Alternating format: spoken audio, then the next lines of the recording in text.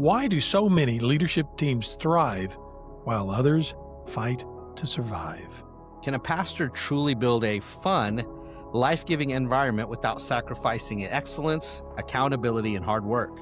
What does it really take to lead a highly functioning team, a healthy team, a team that is aligned, energized, and has impact? Well, join us today as we dive into this topic on building dynamic teams on this episode of the Winning in Ministry podcast.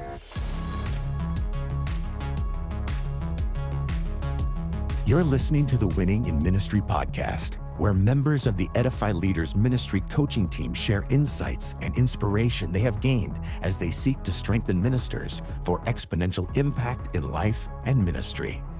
And now, here are your hosts, Ray Sanders and Tom Mathew. Hello, everyone. I'm Ray Sanders, and you're listening to the Winning in Ministry podcast. It's brought to you by Edify Leaders, and in studio with me today is my favorite co-host, Tom Mathew. Well, you're my favorite co-host too. Awesome, all right? Tom. Who's this guy, right? I don't know who this is. You're my. Well, today we're talking about something every pastor deals with, but not every pastor feels equipped to handle. It's how to build and lead a dynamic church staff team.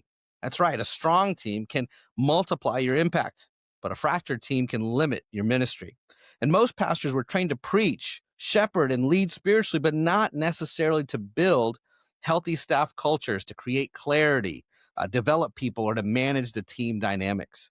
And let's be honest, church teams are not immune from conflict, miscommunication, siloed thinking, or even burnout. So how do you do it? What does it take to build and cultivate a dynamic team? Well, you know, today, Tom, here to help us unpack the keys to leading a high-impact, highly functioning team, we have two experienced ministry leaders in the studio who have led dynamic teams. I've seen it firsthand at every level. They've grown ministries, they've empowered leaders, they've built strong cultures and impacted communities as they have counted on God to provide the wisdom and insight they needed to accomplish his will. And who am I talking about? I'm talking about two of my favorite guys, Dr. Anthony Jordan and Dr. Ricky Frie. They're in the house today. We're thrilled to have you both on the program.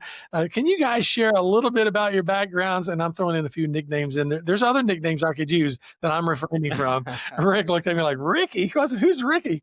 So, but we're glad to have you guys in studio with us. I don't want to be remiss. I want to give you an opportunity just to kind of give our listeners an overview. And when they begin to hear some of the things that you've done, they're going to really understand why we thought you two were the perfect ones to tell us how to lead dynamic teams, because we know you've done it. Well, I was a pastor for 28 years. Started when I was 19. Rick, I think, started even younger, but started as a pastor at 19 years of age. Knew a lot then. Mm-hmm. The further I went in ministry, I learned how much I really didn't know. But and then that was for 28 years as a pastor, and then executive director of Oklahoma Baptist for 22 years in leading the work of Baptists and involved in obviously a lot of churches and helping and working with pastors and churches in ministry. For people who may not know what that means, like how many churches was that at the time? I think it's now approaching close to 2,000. I don't know what it was then exactly. And then how many leaders were under you directly, not to mention all the affiliates? Yeah. That's a lot of people. Well, it was. Well, we had about 1,800 churches at that time. And Baptists are an independent lot. So it's sort of like herding cats when you lead Baptists to do anything, but a great set of cats. That's all I'm saying. Holy cats. Yeah. Yeah, But, I had an executive team that I worked with around me of varying sizes, from 4 to 8 or 9 people, and then a staff of about 100 in the building and then beyond. And so, yes, and you have to work with many different groups. Mm-hmm. So building dynamic teams is an important part of what you do. Well, I think you're kind of being a little bit modest here, but you had influence over 1,000 or more when it comes to all the affiliates, and they weren't necessarily your direct report, No. but a lot of folks in a very vast, broad ministry. Not to mention the boards that you've served on, nationally in the denomination. So a lot of influence at the table today, Tom. A lot of influence. That's awesome. So, That's really good. all right, Rick. I'll use Rick as the reference. Tell us a little bit about your background, bro. Well, as Anthony said, I started in the ministry actually when I was 15 and pastored my first church at 18. So been in ministry now 55 years and have pastored small churches where it was just me and Diane. And can remember those days of typing the bulletin up and running it on the old mimeograph machine. And on Saturday night, sitting on the floor and us and the kids folding bulletins, all the way to a church where you have multiple staff. So love God brought me to Oklahoma, spent 40 plus years here. And just recently, about 2 years ago, retired from First Baptist Church Jinx after 20 years. You said you were typing up a bulletin. Did you know Gutenberg personally? Yeah. Thanks, brother. You're now meddling. Oh, this is great. Oh, man. Okay. Well, as we jump into today's topic, obviously both of you are seasoned in this and have a lot to speak into this, and I know it's going to be valuable. But kind of to lay the foundation, when you think of a dynamic team in ministry, what would you say qualifies that? How would you describe that? What does that look like, a dynamic team?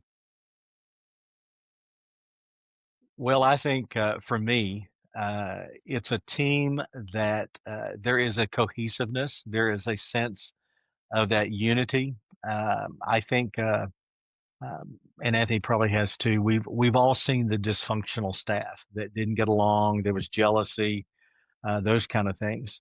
I learned a long time ago that if you're going to build a good team, you've got to build it with relationships. That means you got to spend time together, not just doing ministry, but truly getting to know your staff. For me, a week wouldn't go by that I would not just walk into one of my staff's office and sit down and say, "Hey, how's it going? How's life? How's family?" I wanted to know what was going on in the kids' life. I wanted to know what was happening, in their marriage. I wanted them to know that my door was always open. They could walk in and talk to me about anything. So if you're going to build that dynamic team, then you've got to know each other. And if you don't know each other, except just the fact that, there's my worship leader, there's my minister of education, there's my student pastor, or whatever it may be, and you have no relational equity with them at all, then it's very hard to build a team that really has a cohesiveness. Absolutely. I couldn't agree more. I think unity of purpose or mission is vital in that, building on the relationship. And if you don't have a unity of purpose and tied together, there's no alignment. And alignment is one of those most important phrases, I think, when you think about a dynamic team. If a team is not aligned, that doesn't mean that we're all the same or we all have the same view, but alignment. I think for me, building a really impactful team that has the ability to really lead, diversity is important. A lot of guys try to build a team around them that thinks like they do, that has some of the same gifts that they have, some of the same personality traits.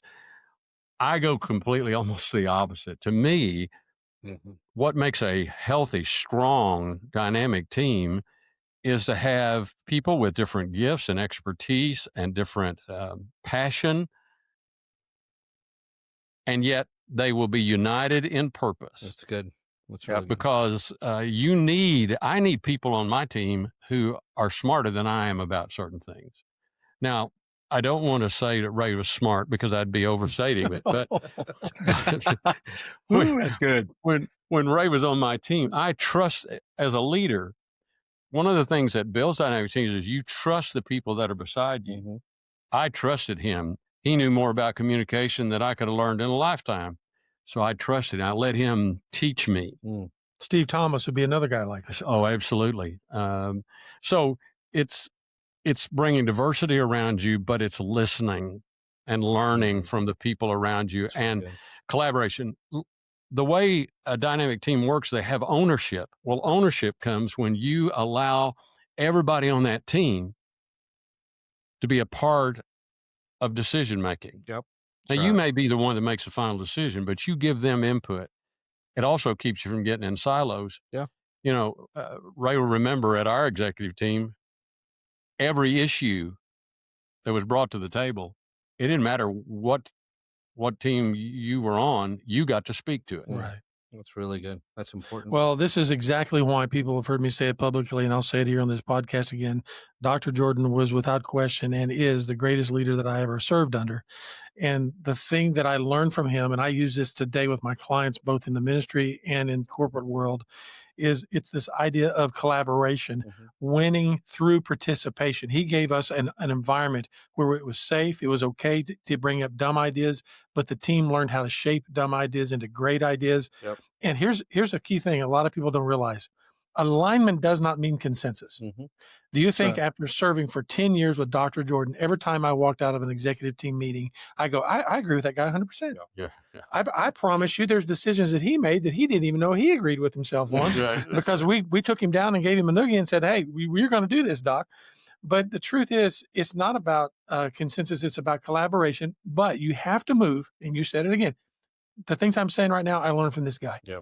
That you have to move from discussion mode to decision mode. Yeah. And ultimately, Dr. Jordan would have to make the decision. Yep. And one of my favorite funny lines from Dr. Jordan is, you guys can got your PowerPoint, but this is my PowerPoint. And, and he would raise his finger and say, I've heard all of you, and this is what I've decided. And at that point, it was over. Yeah. And what did we do? We walked out of there Together. in alignment. Yep. Did we agree 100%? Absolutely not every time. Yep. But we were in alignment and we were united on purpose. That's good. Well, Rick, I want to ask you about something in related to this. I want to step back just a bit about when do we build dynamic teams? And the reason I bring that up is because you and I came through smaller churches where we had no staff, or if we didn't have staff, we had maybe a part-time person who was with us. And a lot of guys who will, I think, listen to what we're saying today, the principles of leadership are the same, and dynamic teams is the same. One of the things I want to point, and I want to ask you if you've done it, and I go back to church running 80. I didn't have any staff, but I built a staff out of lay people. I had leaders for adults, for youth, for children, and for preschool, and we met once a month and collaborated. That's good. So we had purpose. And so I would say to guys listening today, build teams. They may be lay people in your church, but build teams and use these principles that Rick and I are talking about today. But don't wait until you get a big church. Right. Yeah. May never come. Well, Rick, I want you to answer that. But one of the things you said that I think is important is you mentioned relationship. Absolutely. And it's relationship collateral. And that's what you did, is that you were involved in people's lives. You knew that the magic, the success was built in the margin. A lot of times those things that you did were built outside of meetings, outside of working together. It was that downtime. I heard a guy one time say that he liked to set up what he called burgers with the boss. You know, maybe it's the pastors are listening. Maybe it's pizza with the pastor. Now, Tom, I know for a fact that we have two doctors on the program today. So in their case, it would be donuts with the doctors. Amen. There you go. So Rick, how would you answer Dr. J's question? Well, he's spot on. I think one of the key things that I think what we're all saying is whether it's your volunteers or whether it's a paid staff, you've got to give them a voice. They have to feel as though that you're not going to shut them down. And I think a lot of times, let's face it, as pastors, we can get an idea in our head, and if we're not careful, we've already made up our decision. We don't have that variety of opinion. We don't have that variety of whatever. And then once you do, don't micromanage them. Well, I think for me, now I would set up where, like, whether it was my volunteers that I had, like Anthony, we'd met once a week, or excuse me, once a month, and we would plan and look at what we're going to do in Sunday school, what we're going to do in, Sunday nights, whatever, children's ministry, whatever it may be, because I didn't have a staff, but it was giving them a voice. But then also I didn't try to micromanage them. That's right. You have to build a trust. Now, I would come back and say, if we gave a job, how are you doing? And maybe this is about halfway in between of when maybe we needed to put the program on or do the event. And if they had not done anything, then I still had time to help them or to get other people involved in it. I think sometimes if we're not careful, we give the job to somebody, but then we never meet with them again. And so all of a sudden you're down 2 days to the event and you realize nothing's been done. That's right. So there has to be well organization. There's got to be communication. That's so important, that you're able to communicate and know what the team's doing. And you take those same principles and now you build it when God does give you a staff, whether you start off with one guy and it's just you and him, or all of a sudden now when you're sitting there with, 10 to 12 full-time pastors, and then you got all the support staff and everything else. But we did the same thing. We built the teams with our volunteers, but then when we got staff, we did the very same thing. But to me, the most important thing was I wanted to make sure when I was younger, to be honest with you, when I was able to have full-time staff, I went after some older guys.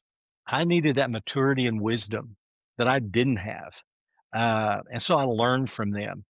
I think you always have to have this mindset, I'm teachable. Yeah. You never arrive. I learned that, to be honest with you, from Dr. Blackman, who was a retired professor at Washington Baptist University, and at my church in Arkadelphia that I pastored there, 3rd Street Baptist Church in Arkadelphia, he was a member. Do you know how scared I was when I stepped to the pulpit to preach and had a retired professor who still would come back? I wished I knew what the man had forgotten. Mhm. Every single Sunday, when we would leave after the service, he would take my hand and he would say, Pastor, thank you for preaching the word today. And this is what I learned. And one day I looked at him and I said, Dr. Blackman, how in the world can a 18, 19-year-old boy who's just getting started, you've been in ministry for 60 years, you've taught, you've earned doctorate. And he looked at me and he said, you know what, son? He said, you never get too old to learn. And I can walk into any church, and if a guy opens up God's word and he preaches the word, there's always something there I can learn. I have never forgotten that, because I didn't want to be a guy that said, well, I've arrived and I know it all, because I don't. And so I think you got to be teachable. So that's why I would make sure I had other staff with, as Anthony said, with different ideas, different interests. I wanted people to think outside the box. To be honest with you, it kept me young as I got older. Here's the deal. If someone's listening and they think that they have to be the subject matter expert on everything and every issue, you're in trouble. That's right. That's right. If you think that you have to be the sharpest knife in the drawer on every topic, guess what? You're going to be dishing out a lot of butter and not a lot of steak. An informed mind makes the best decision. And there is so much going on today. I mean, whether it's technologically, whether it's, you name a topic, retirement, whatever. There's so many things going on out there. AI, the world of AI. We cannot possibly know it all. Yep. And being teachable, remaining teachable is huge. And it's a big thing. And I love, what was the guy's name again? Dr. Blackman. Dr. Blackman. Dr. George T. Blackman. Man, what a great leader. What a great encouragement he must have been. Yeah. Yeah, Well, I think one of the things, as you guys are talking, that I think is important to kind of hit on too is, if you're truly going to develop a leader, you've got to be secure as a leader. Mm-hmm. And I think that's just important, because that's where I think a lot of times you feel like you've got to have control, right? Either you could have control or you can grow, but you can't do both, right? Here's something I would say about that. It's kind of like you hear people say, get comfortable being uncomfortable. Yeah. I'm gonna be a little bit counterintuitive here. Get comfortable being insecure. You know, Exactly. that's Yep. where the security comes from. I don't have to be secure in everything. It's okay to say, man, I'm not sure. Do you have any ideas on Yep. that? And that's when you bring people around you. The X factor on that Mhm. is exponential. Yeah. I mean, it's awesome. You've just got to see that because rather than being threatened by it, see it as an opportunity. Wow, the Lord can bring these people and use it to grow and build, But if because ultimately you're capping your leadership That's it. and you're capping where the church can go because you're standing in Maxwell calls that the law of the lid. law of the lid. The law Yep. of the lid. I mean, you're only going to rise as high as your team. Yep. I was just going to say, I was just talking to one of my pastors this week about the fact that I've seen that very issue where people are not willing to let go and let others buy in. Ownership of vision and ownership of ministry and comes when people feel like they have a stake, they have a part. Yep. And if you're a leader, if you don't give them that opportunity, and part of that is by being willing to let them go out on the edge a Yeah. few times when Mhm. an illustration to me, which I think most would know something about Falls Creek, no matter because it's just a national entity. But Well, we're talking about the world's largest youth encampment. yeah, More than 80,000 young people coming in to the Arbuckle Mountains of Oklahoma in the 7 to 8 weeks in a short period in the summer. 80,000 young people in one location in an auditorium that holds close to 8,000. yeah. When we were building that, God gave me the vision to do that. He put that in my heart, but I didn't do it alone. I brought other people, large number of people involved. Rick talked about that before engaging what he tries to do in leading the church. But I had an idea of a 5,000 seat auditorium, but I had a committee made up of the CEO of that time, Kerr McGee Oil Company. He was chairman of the committee, and several other really incredible people. I let them. I didn't have to own the shape of that vision. I let them put into it. That's good. And staff, I wanted our staff to be able to take the overall vision, but I wanted them to help create it, expand it, make it a part. That gives them ownership. That's good. Yep. That's really good. Well, I've heard Well, it said, go ahead. No, I was just going to say it's that buy-in. It's Mhm. no different with a team. It's no different with a church. It's no different than it was with Fall Creek. When people buy in and they feel a significant part of it, they're gonna be faithful to it. They're gonna give to it. They're gonna support it. They're gonna be there to see it through. And the reason why is because it wasn't just thrown on them and said, "Hey, this is what we're gonna do. If you don't like it, so what?" Yep. Yep. They caught the vision, and thus they embraced it. And in doing so, it became, I love to say it this way, it became a family affair. Everybody got behind it and got on board. Everybody got behind it and got on board, which leads me to my next question. I've heard it said that a great leader is someone others will willingly follow. What are the keys to developing a team that willingly follows the vision or the purpose or whatever you want to call it of their leader? I mean, truth is, people have to willingly follow, or you're just on a good walk. If you look behind you, there's nobody there. You guys are getting examples of teams that willingly followed. How do you, as a leader, encourage what causes people to say, I will fall on the sword for that guy. I will follow him to the end of the earth or her. What would you say? Well, I I think think being willing to fall on the sword for them. When you have their back, That's good. and you walk with them and you stand beside them. And Rick said a moment ago, I think at the heart of everything is relationships. When you build an effective team, there's a relationship that you have, a respect. That's a good word, a big word, a respect for one another as a part of the process. And I think that's the way you have people following you. And then what I have seen, I've watched Rick do this. When you lead somebody, there's substance to what you're asking them to follow you to do. And there's a sense this is of God. This is not something I dreamed up when I had enchiladas last night. This is of God. And you give them the opportunity to to decide that for themselves. You don't just cram it. Rick said it well just then. You don't cram it down their throat. You give them the opportunity to warm to the idea and grow to the point that they go, you know what? I think that is of the Lord. Well, that's how you keep a team moving and people following you. It's And more than just you. Rick said, yeah, Rick's done a great job of that at the church. Well, I think for me, one of the things I did was I would bring my staff in individually and I would share with them the vision and I would then ask them, what do you think? And will you join me in praying about this? I didn't bring them and say, hey guys, this is what we're going to do. This is my vision. Right. Get on board or get off. I wanted them to, because then they had suggestions and they helped me fine tune it. And I think that's important. And that's that voice. That's that sense that I get to be a part of it. And when they do, then I think God begins, I'm going to use this word, God kind of begins to impregnate their heart with it. And they catch the vision. And they may have other things that they want to, say, well, have you thought about this? And you go, no, I didn't. I think that's a great idea. And then in doing so, next thing you know, you all got hold of the same rope, pulling it in the same direction.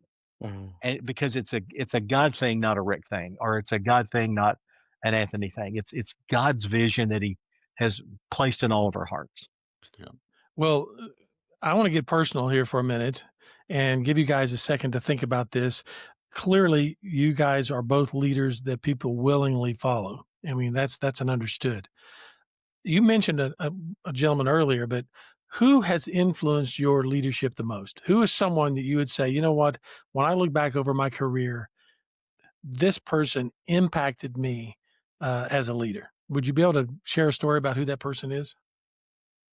Probably the guy that had one of the greatest impacts on my life was a guy by the name of Herb Hodges. Herb was a pastor in Memphis, Tennessee. And I was a young pastor. And what I found happening in my life was, it was like, okay, I was spending time in the Word of God to look for another sermon because I knew I had to get one ready. And back during those days, as Anthony very well knows, I had to have a sermon for Sunday morning. I had to have a sermon for Sunday night. I had to have a sermon for Wednesday night. That's right. And so in the midst of all of that, you might have a wedding and you may have a funeral. And so, those were three different things. Well, what I found myself experiencing was I was pulling out of a dry well. And part of that was because I was in the Word of God, as I said, always looking for something to teach. And I had a family that joined our church from Memphis that was a member of Herb's church. And one night they just said, and I kind of shared a little bit with my struggle. And so they said, well, let's just go to Memphis. I want you to hear this guy. So I went and went to the church that night. He was teaching, and he was teaching on Enoch walking with God. Never forget it. And guys, I sat there like a baby bird with my mouth open going, I've never in my life heard anything like this. And so what happened after that, I was driving over to Memphis to go to seminary, and he would meet with me, and he really poured into my life. And he taught me so much about shepherding, about discipleship. That really became a big thing in my life.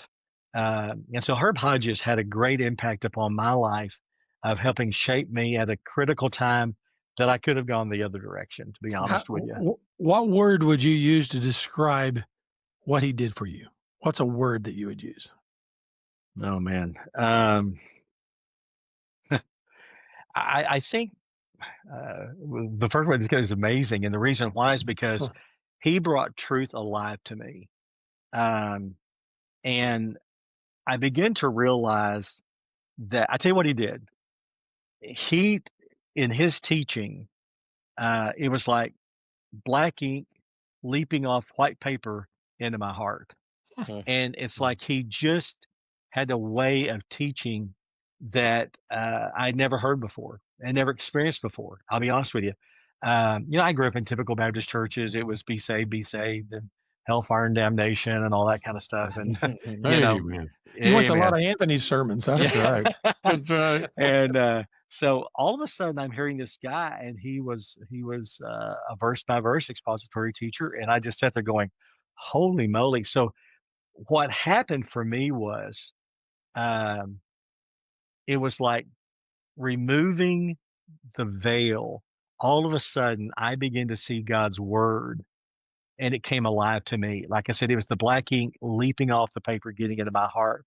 And what I began to realize was that anytime God gives to us a spiritual truth, whether you're reading it or you hear it from a pastor or podcast or whatever, God gives that truth to come into your life. It gets unloaded on your spiritual unloading dock so that now that it's simulated to become a part of you, but then that truth is always to pick up speed again so it passes through you on its way to somebody else. God never gives you truth to hoard it. Yeah. And that's what Exponential. he taught me was Yeah. sit at the feet of Jesus. He will put things into your heart. It becomes a part of you. Now it becomes the privilege because it picks up speed again as it passes through you on its way to somebody else. Mm. And whether that's in preaching or one-on-one or whatever it may be. And so God used him, I think, to set the course of my ministry as far as in the earlier years. For me, I'm going to take a little different direction, and I'm going to surprise some of the pastors out there, I suspect. Some of the people who have influenced me in leadership most were lay people. Frankly, most of them were deacons. Mm. They were godly men. They were successful in their businesses. They were successful in leading leaders in the church, the E.F. Hutton types, those who remember that commercial. And I will give you an illustration of one. Dr. Reagan Bradford. Dr. Bradford was a member of our church, a deacon in our church. He was a leading medical researcher. Most people just thought he was brilliant, and he was, by the way. But I always learned, every time I was with him, I learned principles of leadership. I learned how to be patient. I learned how to listen better. I learned so much from him. One of the most important things was faith.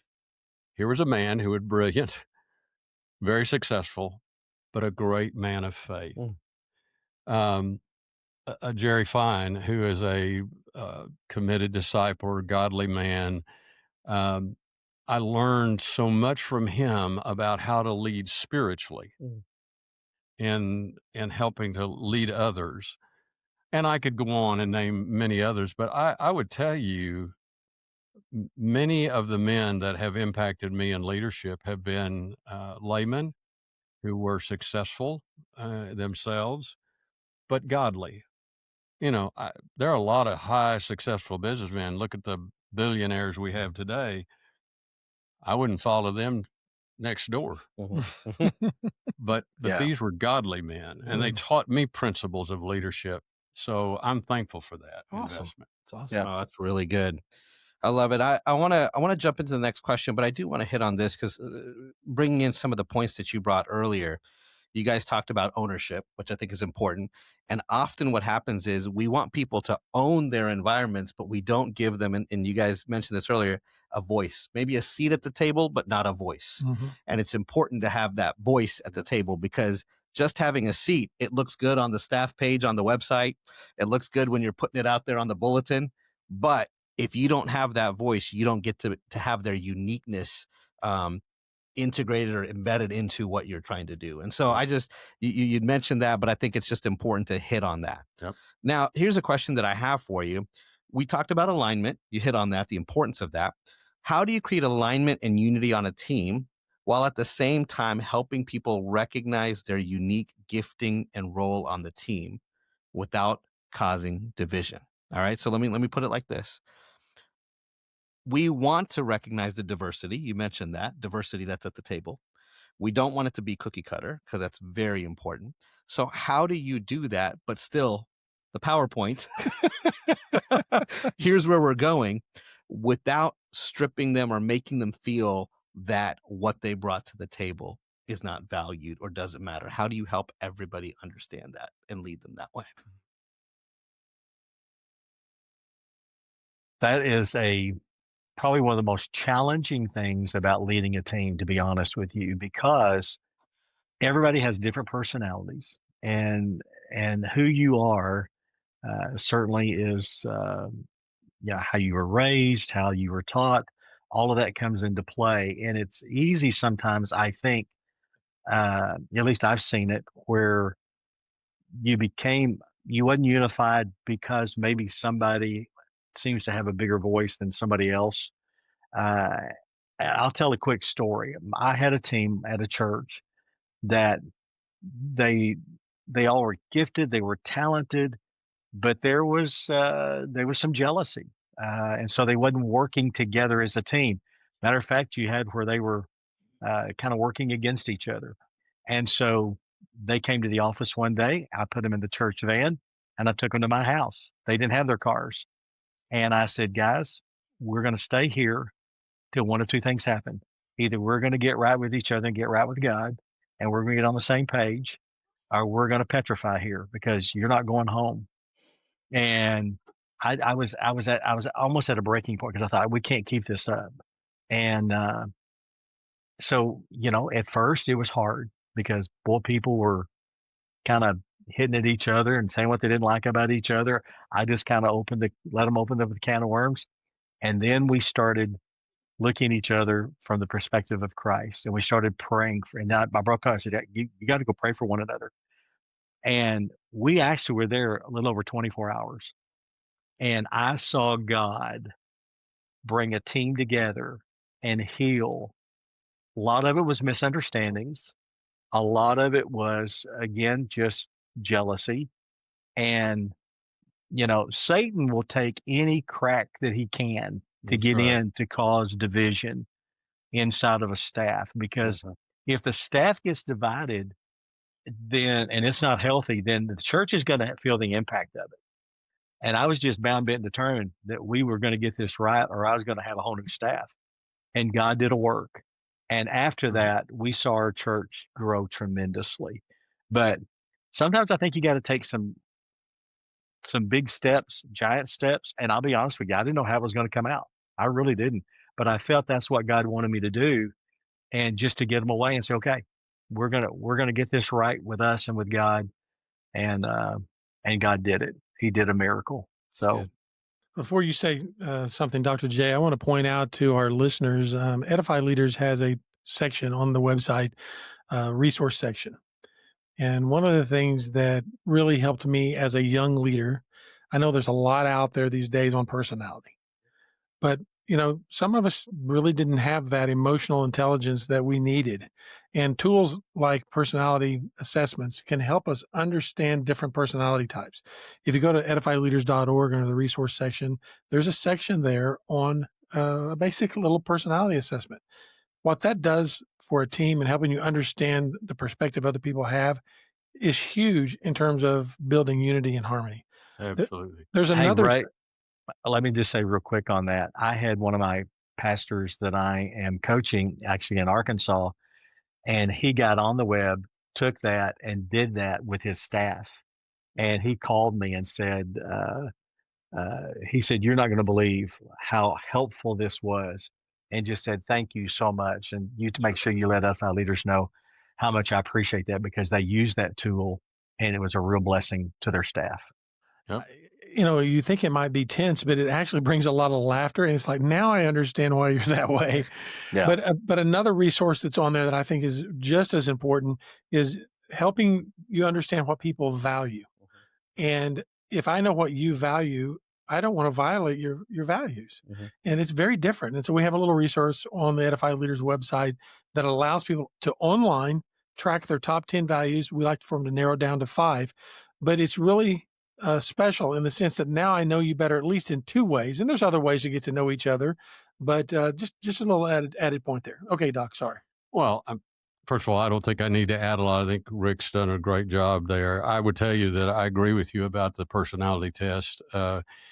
When you understand another person and you understand how they view life, you understand. I always thought personality tests, spiritual gifts, Oh, yeah. and passion. If Mhm. I understand Mhm. those 3 things about a Mhm. person and they understand that about one another as a team, it helps then filter how people speak.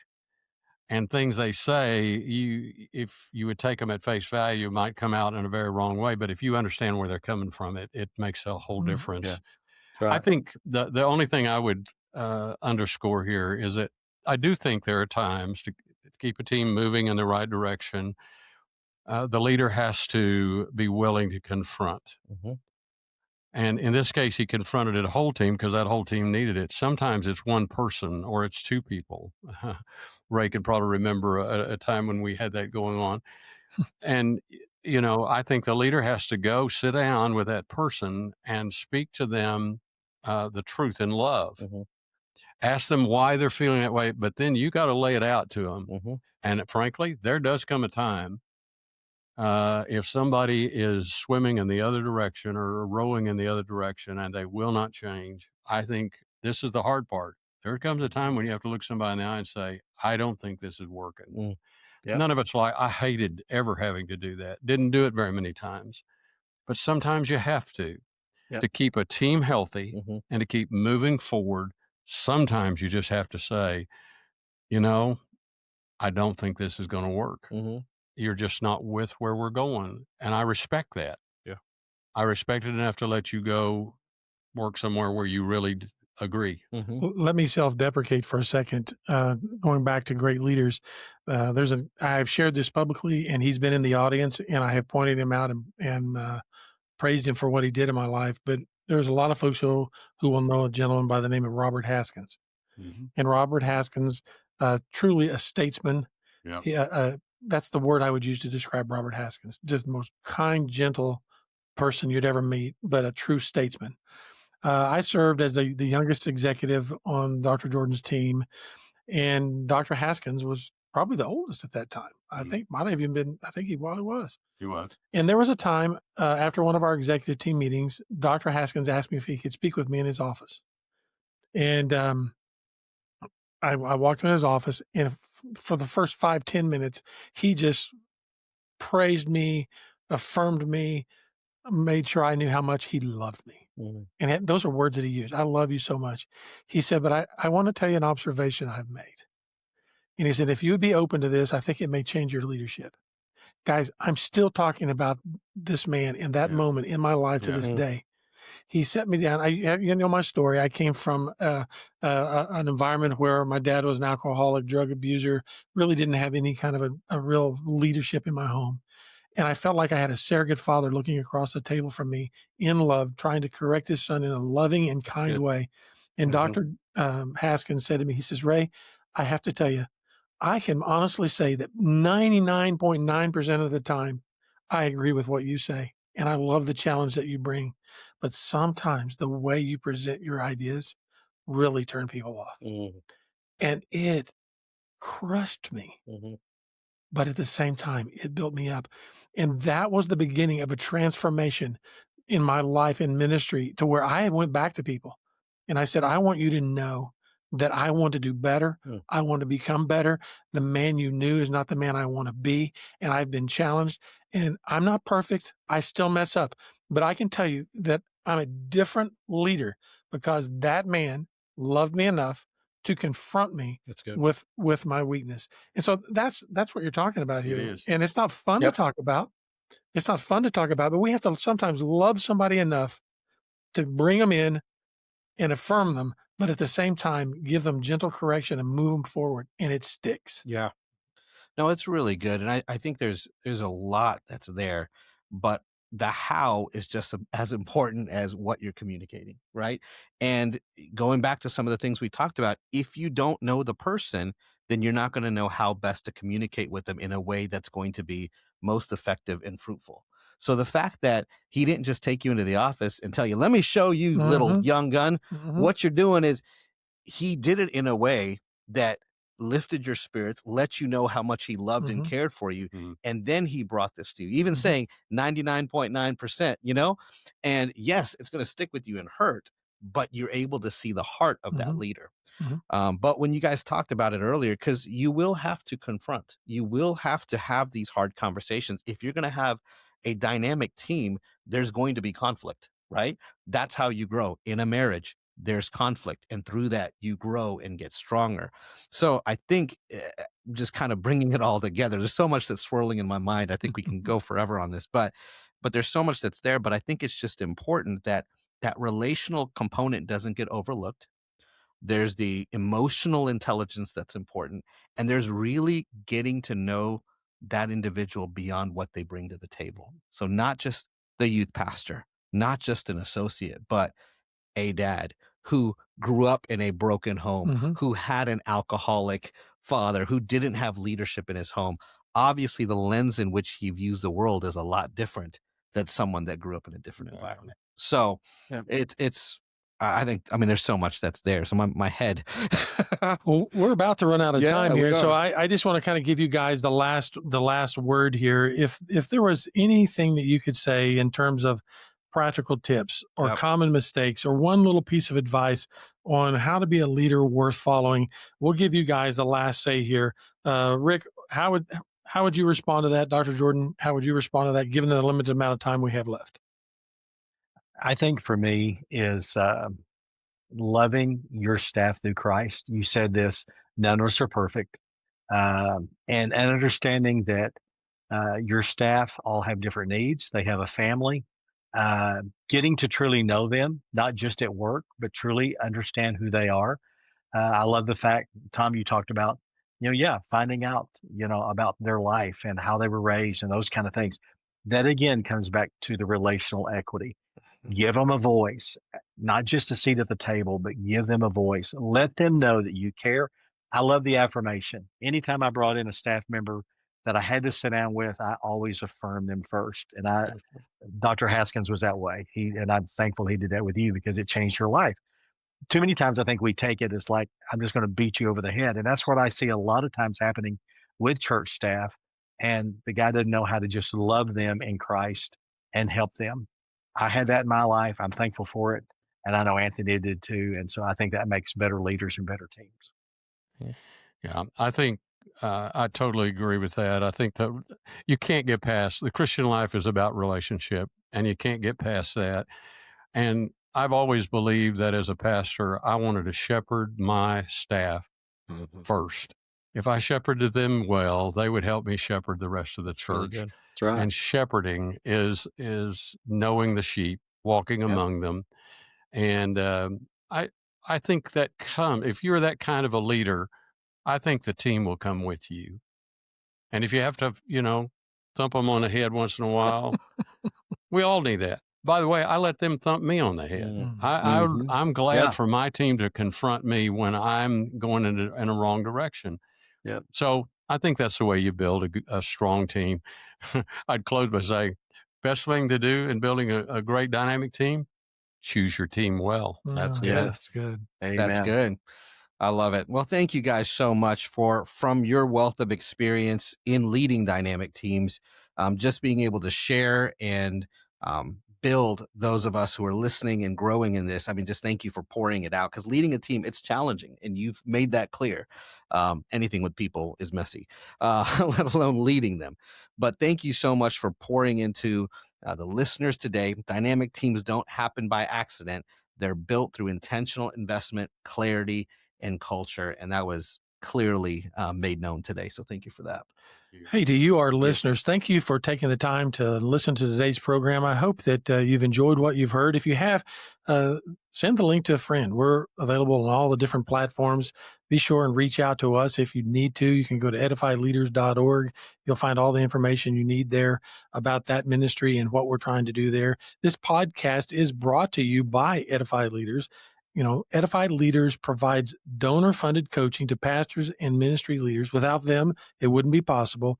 And, Edify is committed, truly committed to helping pastors and ministers reach their God-given potential in life and ministry. Yeah, be sure to go to edifyleaders.org. We mentioned it earlier as well. Check out the resources page. Those are tools that are there to help you thrive as ministers. So thank you once again for joining us for the Winning in Ministry podcast. You've been listening to the Winning in Ministry podcast, made possible by Edify Leaders. Edify Leaders strengthens ministers for exponential impact. When ministers stay strong, ministries don't just survive, they thrive. Learn more about Edify Leaders at edifyleaders.org. Catch all of the Winning in Ministry podcast episodes on YouTube, Spotify, and Apple Podcast. Subscribe today and share with your friends.